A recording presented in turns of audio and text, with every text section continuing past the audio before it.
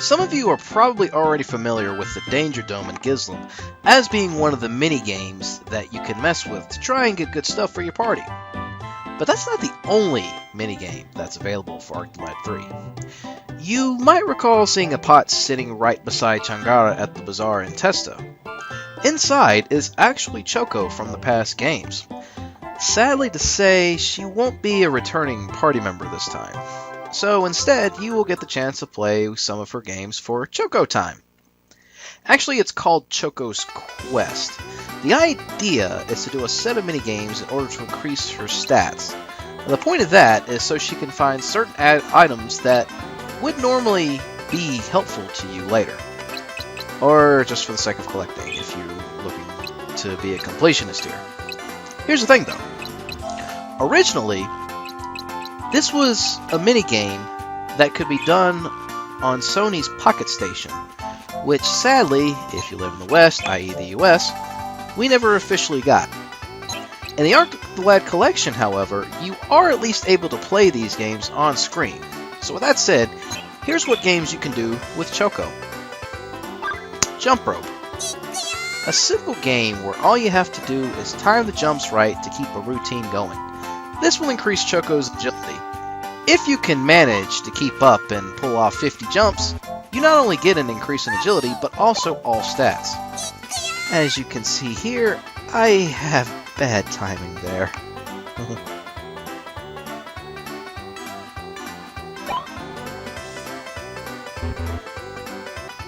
Exercise. Think of it as a Simon Says type of game where you have to watch for what buttons to press and then do exactly as she shows you. As you progress, you repeat what you've done, +1 and so on. This will help increase her defense. Finish all 18 lessons and you get a boost on all stats.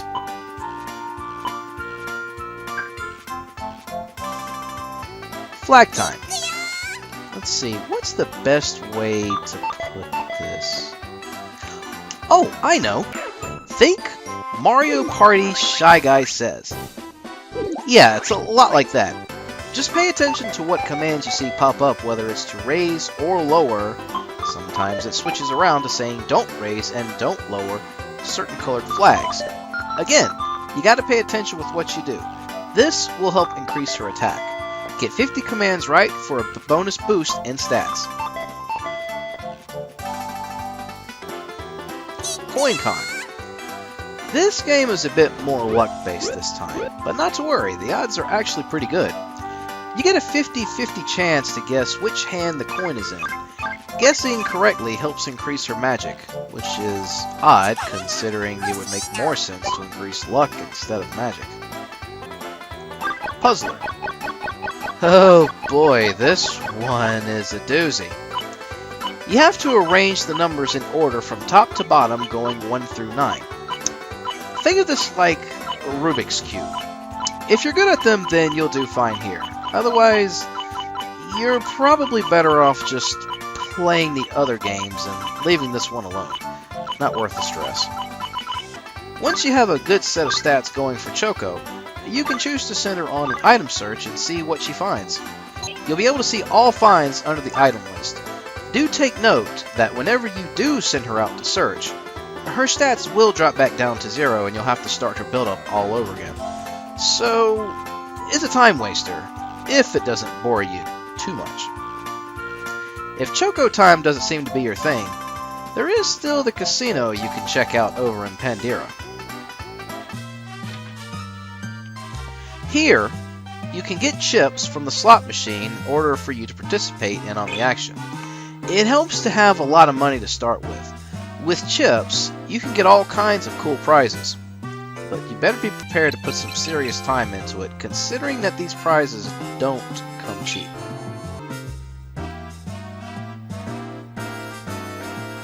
Depending on what matches you make in the slot machine determines what chips you get. Most of the time, you'll probably get the Wild Emoji, which will at least get you the amount you bet in chips. However, if you do manage to match other monsters, you'll definitely get a lot more than what you pay for. Now that we have some chips to play with, let's see what games we have. Monster Mind.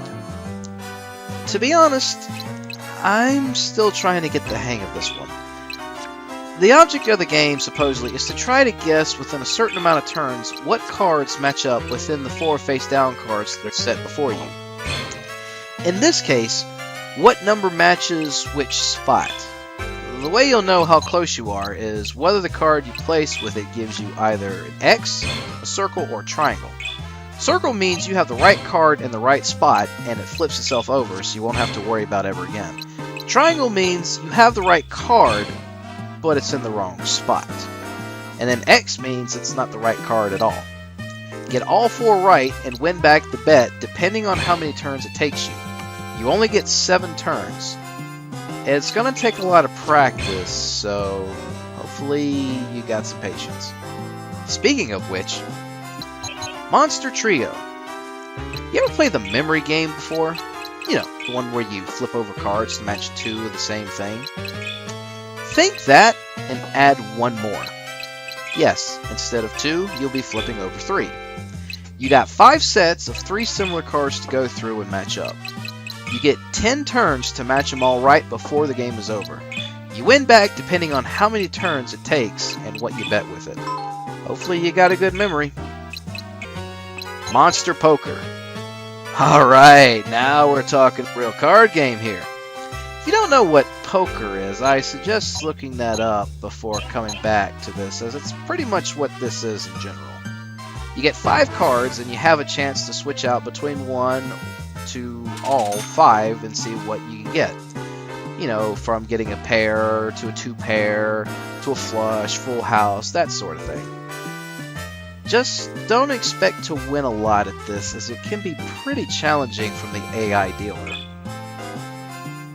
And finally, there's Monster Walk. This one is a bit more of a board game type than just a card game, even though cards are still used.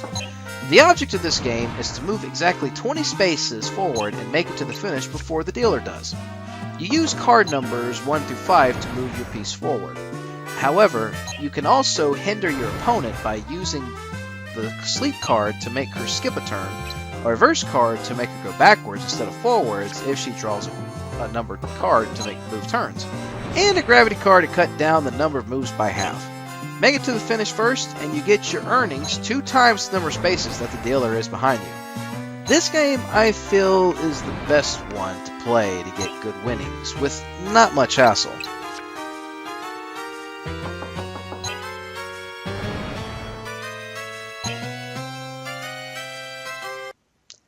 And that about does it for the minigames.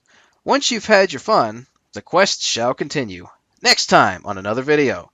See you soon and keep on gaming.